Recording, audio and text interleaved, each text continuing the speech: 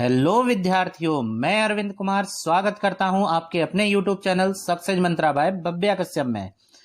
आज का वीडियो आपके लिए बहुत महत्वपूर्ण होने वाला है क्योंकि आज बात करेंगे जो पर्यावरण संरक्षण की दिशा में प्रमुख योगदान करता रहे हैं उनकी CTET, UP TET, super TET के पेपर में यहाँ से प्रश्न आते ही आते हैं। इसलिए वीडियो को अंत तक देखें और मेरे साथ आप भी अपने नोट्स बनाते चलें। इसी क्रम में बात करेंगे डॉक्टर रामदेव मिश्रा जी की। डॉक्टर रामदेव मिश्रा भारत में पारिस्थितिकी के जनक कहे जाते हैं। नोट कर लीजिए, डॉक्टर रामदेव मिश्रा भारत में पारिस्थितिकी के जनक माने जाते हैं। दूसरा पॉइंट इनके बारे में है, ट्रॉपिकल इकोलॉजी के क्षेत्र में इन्होंने ख्याति प्राप्त की तथा 1956 में international society for tropical ecology की भी स्थापना की थी। तो इसका मोस्ट इंपोर्टेंट पॉइंट है, भारत में पारिस्थितिकी के जनक कौन माने जाते हैं? तो डॉक्टर रामदेव मिश्रा जी माने जाते हैं। चलिए चलते हैं। सेकंड, राजेंद्र सिंह को जल संरक्षण के क्षेत्र में किए गए प्रयासों के लिए जाना जाता है। भारत का जल पुरुष भी इन्हें कहा जाता है। ये क्वेश्चन आता ही आता है एग्जाम में कि भारत का जल पुरुष किसे कहा जाता है, तो राजेंद्र सिंह को कहा जाता है। अगला पॉइंट है, यह तरुण भारत संघ नामक एक गैर सरकारी संगठन के चेयरमैन भी हैं। वर्ष 2001 में इन्हें रेमन मैग्सेसे पुरस्कार प्रदान भी किया गया था। वर्ष 2015 में इन्हें स्टॉकहोम वाटर प्राइज से भी सम्मानित किया जा चुका है। अगला देख लेते हैं, जी.डी. अग्रवाल कौन है, इनके बारे में समझ लेते हैं। यह प्रसिद्ध वैज्ञानिक और सिविल इंजीनियर थे जो गंगा बचाओ आंदोलन में सक्रिय कार्यकर्ता रहे हैं। गंगा बचाओ आंदोलन में यह सक्रिय कार्यकर्ता रहे हैं। इन्हें गंगा पुत्र के नाम से भी जाना जाता है। मोस्ट इंपोर्टेंट पॉइंट है, नोट कर लीजिए, इन्हें गंगा पुत्र के नाम से भी जाना जाता है। अगला इनके बारे में है, इन्हें पर्यावरण इंजीनियर भी कहा जाता है। अभी हमने बताया कि ये सिविल इंजीनियर भी रहे हैं, तो इंजीनियर तो कहा ही जाएगा, इन्हें पर्यावरण इंजीनियर भी कहा जाता है। अगला पॉइंट है, इन्हें स्वामी ज्ञान स्वरूप शानंद के नाम से भी जाना जाता है। इन्हें स्वामी ज्ञान स्वरूप शानंद के नाम से भी जाना जाता है। किन्हें जाना जाता है? जी.डी. अग्रवाल जी को जाना जाता। इसी क्रम में आगे चलते हुए बात करेंगे सलीम अली जी की। सलीम अली जी का पूरा नाम है सलीम मोइजुद्दीन अब्दुल अली। ये पक्षी वैज्ञानिक थे। इन्हें भारत का वर्डमैन कहा जाता है। मोस्ट इंपोर्टेंट पॉइंट है, भारत का वर्डमैन किसे कहा जाता है, तो सलीम अली जी को कहा जाता है। इन्होंने बुक ऑफ इंडियन वर्ड्स नामक पुस्तक लिखी। इनकी पुस्तक का नाम है book of Indian birds. CTET में ये क्वेश्चन पूछा जा चुका है। अगला इसमें एक पॉइंट है, जैसे देख लीजिए, इन्हीं के व्यक्तिगत प्रयासों से केवलादेव नेशनल पार्क जो राजस्थान के भरतपुर में है उसका निर्माण किया गया, जो पक्षियों के लिए प्रसिद्ध है, केवलादेव नेशनल पार्क। अगला है इसमें, भारत सरकार ने जम्मू कश्मीर में इनके नाम से सलीम अली राष्ट्रीय उद्यान बनाया है। तो इसमें सबसे इंपॉर्टेंट पॉइंट जो था वो था, भारत का बर्डमैन किसे कहा जाता है, तो सलीम अली जी को कहा जाता है। और इनकी पुस्तक है बुक ऑफ इंडियन वर्ड्स।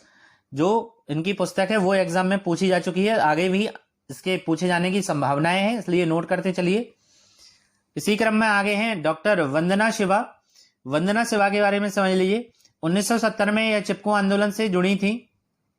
अभी चिपको आंदोलन का हम पूरा डिटेल बताएंगे आपको। 1982 में विज्ञान प्रौद्योगिकी और पारिस्थितिकी के लिए देहरादून में अनुसंधान संस्थान की इन्होंने स्थापना की, जो जैव कृषि, देशीय बीज और बौद्धिक संपदा अधिकारों की रक्षा के लिए कार्य करता था। देहरादून अनुसंधान संस्थान। इन्हें राइड लाइवलीहुड और ग्लोबल 500 पुरस्कार से सम्मानित किया जा चुका है। कमेंट बॉक्स में आप लोग लिख के बताइए कि ग्लोबल 500 पुरस्कार कौन सी संस्थान देती है, ये हम पढ़ा चुके हैं आपको।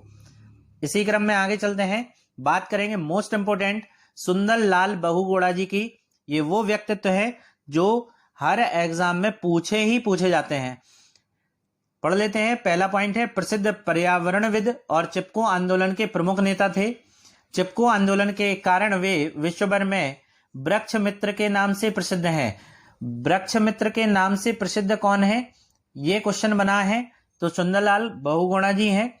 सुंदरलाल बहुगुणा के अनुसार पेड़ों को काटने की अपेक्षा उन्हें लगाना अति महत्वपूर्ण है। यह स्टेटमेंट पूछा जा चुका है सीटेट में। पेड़ों को काटने की अपेक्षा उन्हें लगाना अति महत्वपूर्ण है, किसने कहा है? तो सुंदरलाल बहुगुणा जी ने कहा है। अगला पॉइंट है, सुंदरलाल बहुगुणा जी को भारत सरकार ने 1981 में पद्मश्री से और 2009 में पद्म विभूषण से सम्मानित किया, अलंकृत किया है। अब चिपको आंदोलन क्या है, ये आंदोलन क्यों हुआ और कहां से प्रारंभ हुआ, किसने किसने इसमें भाग लिया, सारे के सारे हम इसमें आपको डिटेल बताएंगे। तो इसका हेडिंग देख लीजिए, लिखा ही है क्या है चिपको आंदोलन। तो सन 1962 में जो भारत चीन का युद्ध हुआ था, चीन से युद्ध के बाद भारत सरकार ने तिब्बत सीमा पर अपनी पैठ मजबूत करने के लिए कश्मीर से अरुणाचल प्रदेश पर बॉर्डर के इलाकों में सड़कें बनाने का काम शुरू किया था। अब जब सड़कें बनाई जाएंगी तो पेड़ कटेंगे, क्योंकि जंगलों से ही सड़कें निकलेंगी। तो जंगलों में क्या होते हैं? पेड़ होते हैं। तो कश्मीर से अरुणाचल प्रदेश के बॉर्डर में सड़कें बनाने का काम शुरू हुआ। उसी वक्त उत्तर प्रदेश, उस समय, अब जो उत्तराखंड है, आपको हम बता दें कि उत्तराखंड उत्तर प्रदेश से सन 2000 में अलग हुआ था। तो उस वक्त का उत्तर प्रदेश था, अब जो उत्तराखंड है, इसलिए अब उत्तराखंड लिखा हुआ है, के इलाके में आने वाली चमोली जिले के, उत्तराखंड के चमोली जिले में भी सड़क निर्माण की प्रक्रिया शुरू हुई। फिर दूसरा पॉइंट हमने यहाँ पे टुकड़ों में इसलिए लिखा है क्योंकि आप समझ जाएं। सन 1972 आते आते पेड़ों की कटाई काफी तेज हो गई। वहां के स्थानीय लोग सुंदरलाल बहुगुणा और चंडी प्रसाद भट्ट जैसे लोग विरोध में सामने आ गए। अगला पॉइंट है, इलाके की महिलाएं भी जंगल कटाई के खिलाफ उतर आई। वहां की जो महिलाएं थी वो जंगल कटाई के खिलाफ उतर आई और उनकी जो अध्यक्ष बनाई गई वो गौरा देवी बनाई गई।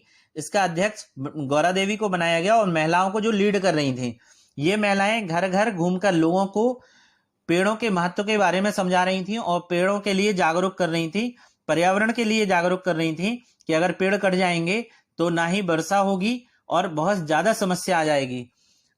अगला पॉइंट है 23 मार्च 1900, ये डेट याद कर लीजिए, ये डेट नोट कर लीजिए। 23 मार्च 1973 को पेड़ों की कटाई के विरोध में रैली निकाली गई, लेकिन इसका सरकार पर कोई असर नहीं पड़ा।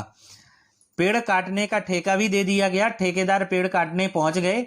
तभी गौरा देवी के नेतृत्व में रैणी गांव, मोस्ट इंपोर्टेंट, इसे अंडरलाइन कर लो इस गांव को, गौरा देवी के नेतृत्व में उत्तराखंड के रैणी गांव की महिलाएं पेड़ों से जाके चिपक गईं और उनका ये कहना था पहले हमें काटो फिर पेड़ काटना। गौरा देवी और उनके साथ जो जितनी महिलाएं थी उन्होंने ये कहा कि पहले हमें काटो फिर पेड़ काटना। उसका नतीजा ये निकला कि पेड़ कटाई का फरमान सरकार ने वापस ले लिया। इसके बाद पेड़ों से चिपककर उन्हें बचाने का अभियान आसपास के इलाकों में भी फैल गया, जिसे चिपको आंदोलन कहा गया। अब आप समझ गए होंगे चिपको आंदोलन का प्रारंभ कहां से हुआ था। चिपको आंदोलन का प्रारंभ 1962 के जो भारत चीन युद्ध था वहां से हुआ था। 1973 में ये जाके पेड़ों को बचा पाए। सुंदरलाल बहुगुणा और चंडी प्रसाद भट्ट जैसे पर्यावरण के जो रक्षक थे, उन्होंने पेड़ों से चिपककर उन्हें बचाने के इस पूरे आंदोलन का नेतृत्व किया था। चंडी प्रसाद भट्ट जी के बारे में समझ लीजिए। अभी इनकी बात चल रही थी सुंदरलाल बहुगुणा जी के साथ। यहाँ पे लिखा हुआ है पहले पॉइंट में, सुंदरलाल बहुगुणा के साथ मिलकर चिपको आंदोलन के प्रमुख कार्यकर्ता थे। 1982 में समुदाय नेतृत्व करने के लिए इन्हें रेमन मैग्सेसे पुरस्कार से सम्मानित किया गया। अगला पॉइंट है, भारत सरकार के द्वारा 2005 में पद्म विभूषण, 2013 में गांधी शांति पुरस्कार से इन्हें सम्मानित किया जा चुका है। हमारे पूर्व राष्ट्रपति डॉक्टर एपीजे अब्दुल कलाम की कुछ लाइनें मुझे याद आ रही हैं। उन्होंने कहा था, कुछ भी नया करने की लिए संकोच मत करो, कुछ भी नया करने के लिए संकोच मत करो। ये मत सोचो कि हार होगी, हार तो कभी नहीं होती है, या तो जीत मिलेगी या फिर सीख मिलेगी। इसलिए आप हमारे चैनल से जुड़े रहिए और हमारे चैनल को सब्सक्राइब कीजिए। जो बच्चे नए हैं वो चैनल को सब्सक्राइब करें, वीडियो अंत तक देखें। चलिए चलते हैं इसी क्रम में आगे। पांडुरंग हेगड़े। पांडुरंग हेगड़े कौन थे? पांडुरंग हेगड़े पर्यावरण संरक्षण के क्षेत्र में सुंदरलाल बहुगुणा से प्रेरित थे। अब इन्होंने, जो सुंदरलाल बहुगुणा ने उत्तर भारत में जो काम किया, पांडुरंग हेगड़े ने वो दक्षिण भारत में काम किया। सुंदरलाल बहुगुणा के जो आंदोलन को नाम दिया गया था वो चिपको आंदोलन दिया गया था। तो इनके दक्षिण भारत के आंदोलन को सेम वही काम था, पेड़ों से चिपक रहे थे, वहां पे एपिको आंदोलन दिया गया था। आगे लिखा है, चिपको आंदोलन की तर्ज पर पांडुरंग हेगड़े ने कर्नाटक के उत्तर कन्नड़ जिले के पश्चिमी घाट में एपिको आंदोलन प्रारंभ किया और इन्होंने प्रेरित किया कि पेड़ों को बचाओ, इन्हें काटने मत दो। एपिको आंदोलन में भी पेड़ों को काटने से बचाने के लिए पेड़ों से चिपक जाते थे लोग बाग। अब पूछेगा दक्षिण भारत में चिपको आंदोलन की तर्ज पर एपिको आंदोलन किसने चलाया? तो ये पांडुरंग हेगड़े जी ने चलाया था। अगला देखते हैं, बाबा आमटे नर्मदा बचाओ आंदोलन के लिए बहुत काम किया है, समझ लीजिए। पहला पॉइंट है डॉक्टर मुरलीधरन देवीदास आमटे, पूरा नाम है इनका डॉक्टर मुरलीधरन देवीदास आमटे, जो बाबा आमटे के नाम से विख्यात हैं। बाबा आमटे भारत में प्रमुख पर्यावरण संरक्षण कार्यकर्ता और समाजसेवी थे। नर्मदा बचाओ आंदोलन की प्रमुख भूमिका रही, बहुत बार एग्जाम में पूछा गया है, नर्मदा बचाओ आंदोलन की प्रमुख भूमिका किसने निभाई? तो बाबा आमटे जी ने निभाई। अब देखिए इन्हें किस किस पुरस्कार से सम्मानित कब कब किया गया, देख लेते हैं। 1971 में पद्मश्री, 1985 में रेमन मैग्सेसे पुरस्कार, 1986 में पद्म विभूषण, 1999 में गांधी शांति पुरस्कार से सम्मानित किया जा चुका है बाबा आमटे जी को। इसी क्रम में आगे चलते हैं और देखते हैं मेघा पाटेकर और अरुंधति रॉय जी को। मेघा पाटेकर और अरुंधति रॉय भी नर्मदा बचाओ आंदोलन के लिए जाने जाती हैं। मेघा पाटेकर ने नर्मदा बचाओ आंदोलन की शुरुआत की थी, तो ये भी इंपॉर्टेंट है। नर्मदा बचाओ आंदोलन से कौन कौन संबंधित है? तो पहले तो हमने बता दिया आपको बाबा आमटे, दूसरे मेघा पाटेकर और तीसरे अरुंधति रॉय। अगले इसी क्रम में है आगे डॉक्टर अर्नेस्ट बोरलॉग, ये विश्व में हरित क्रांति के जन्मदाता माने जाते हैं। तो विश्व में हरित क्रांति के जन्मदाता कौन है? तो अर्नेस्ट बोरलॉग जी हैं, जिन्होंने 1950 में गेहूं पर शोध आरंभ किया था। 1960 में सोनार 65 और लरमा रोहो नामक गेहूं की प्रजातियों की खोज की। यह प्रजातियां सामान्य ज्ञान लिख गया यहाँ पे, सामान्य गेहूं से, ये कर लो, सामान्य गेहूं से 3 गुनी उपज देती हैं। तो ये जो प्रजातियां हैं ये सामान्य गेहूं से 3 गुनी उपज देती थी, जिन पे इन्होंने शोध किया था। 1970 में इन्हें नोबेल का शांति पुरस्कार से सम्मानित किया गया। मोस्ट इंपोर्टेंट है, नोबेल का शांति पुरस्कार अर्नेस्ट बोरलॉग को कब दिया गया? तो 1970 में दिया गया। अगला है doctor M S Swaminathan. Doctor M S Swaminathan most important, हर एग्जाम में पूछे गए हैं। भारत में हरित क्रांति के जनक माने जाते हैं। और विश्व में हरित क्रांति के जनक कौन? तो डॉक्टर अर्नेस्ट बोरलॉग। देख लीजिए रविंद्र कुमार सिन्हा जी के बारे में, ये बिहार के हैं। बिहार के रविंद्र कुमार सिन्हा जी को डॉल्फिन के संरक्षण एवं सर्वे पर किए गए अथक प्रयास के चलते डॉल्फिन मैन ऑफ इंडिया की संज्ञा दी जाती है। पीसीएस में क्वेश्चन पूछा गया है, डॉल्फिन मैन ऑफ इंडिया किसे कहा गया है? तो रविंद्र कुमार सिन्हा जी को कहा जाता है। इसी क्रम में आगे चलते हैं। बंगारी मथाई, ये भी पीसीएस में क्वेश्चन पूछा गया है। बंगारी मथाई केन्या में ग्रीन बेल्ट मूवमेंट का नेतृत्व किया था, जिनके लिए बंगारी मथाई को 2004 में शांति का नोबेल पुरस्कार दिया गया। अगला देख लेते हैं, यूजिन पी ओडम, ये अमेरिकी जीव वैज्ञानिक थे और पारिस्थितिकी वैज्ञानिक थे, जो पारिस्थितिकी एवं पर्यावरण विज्ञान के जनक के रूप में जाने जाते हैं। मोस्ट इंपोर्टेंट, पारिस्थितिकी एवं पर्यावरण विज्ञान के विश्व में जनक के रूप में कौन जाने जाते हैं? तो यूजिन पी ओडम जाने जाते हैं। इसी क्रम में आगे चलते हैं। Ernest Haeckel, most important, UP TET और सुपर टेट का तो ये फेवरेट हो गया है कि या तो अर्नेस्ट हैकल पूछेंगे या एजी टांसले पूछेंगे। तो देख लीजिए, पारिस्थितिकी मतलब जिसे इकोलॉजी कहा जाता है, शब्द का प्रयोग सबसे पहली बार किसने किया? तो अर्नेस्ट हैकल जी ने किया था। और कब किया? तो 1866 में किया था।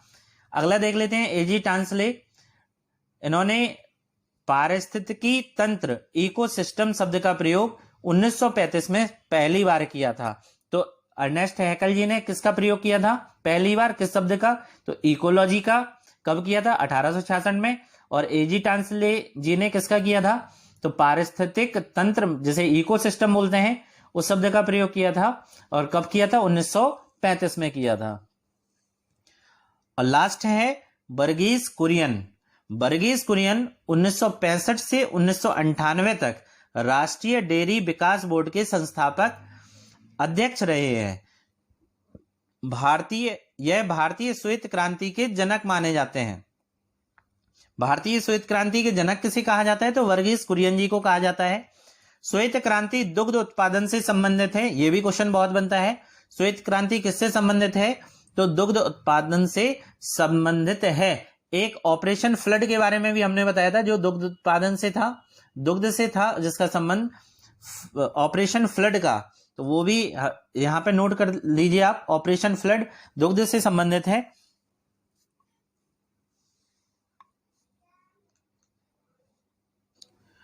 विद्यार्थियों, इन सभी ने पर्यावरण संरक्षण की दिशा में वैश्विक एवं राष्ट्रीय स्तर पर सराहनीय कार्य किए हैं। अगर आज का वीडियो आपको अच्छा लगा है तो और आपके लिए ये वीडियो उपयोगी है तो चैनल को सब्सक्राइब, लाइक, कमेंट और ज़्यादा से ज़्यादा शेयर करें। धन्यवाद।